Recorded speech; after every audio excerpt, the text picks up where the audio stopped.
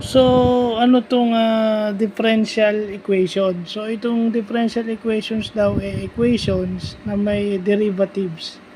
So, ang prerequisite nito is knowledge mo sa differential at saka integral calculus.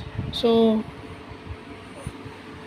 bago ka muna mag, differential equation, dapat meron ka munang meron ka munang differential tsaka integral. Well, ang mini-measure nito is rate of change ng mga physical systems na nadiskubre din ni Sir Isaac Newton at ni Leibniz. No? Alam naman natin na si Isaac Newton sa nakadiscover ng differential calculus, pero siya rin pala ang nakadiscover nitong differential equations na to. Well, ito yun na yun sa mga engineering. So, sa tingin ko magandang pag-aralan din eh. Kasi sa real world, di ba, parang i-connect mo sa AI, paano mo malalaman yung rate of change kung hindi mo pag-aaralan yung differential equation na doon nakapaloob yun.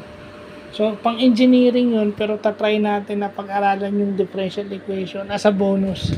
Kasi may mga topics din sa na required yung differential equation. So, after ng differential calculus, integral, and then yun, try natin. Kasi, yung kagaya nung nabanggit ko, di ba?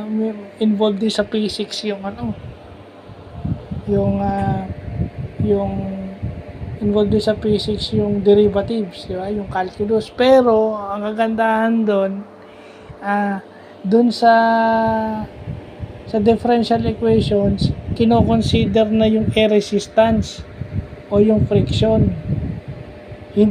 Kasi sa physics kasi, lagi nakalagay sa problems is neglecting air resistance or air friction. Doon sa differential equation, kino-consider na siya based dun sa nakita. So, kay Sir Randy, kay Tito Doy, kay Tita Sid, kay Sir Alfred, baka alam nyo to.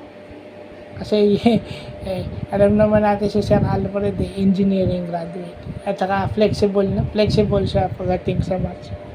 So, yun yung mga na-discover natin na worth knowing. No?